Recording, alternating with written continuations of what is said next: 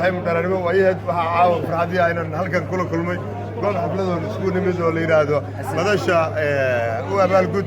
Asad Diyabi oo runtii aan warbaahinta iyo social media kala socday comedian ama actor ku xal dheer meelaha xigmadaha qosolka iyo waxa dhan marka waxaan aad u dareenayay ducadii yahay ilaa atoriha عبد فارح عيار جعل ادم عبد الشرع عيار جعل عبد الشرع عيار جعل دملا واقيل دان وانك لا ما وراي هذاك البريوي waxaan leeyahay islaan deemuduga law xataa wada film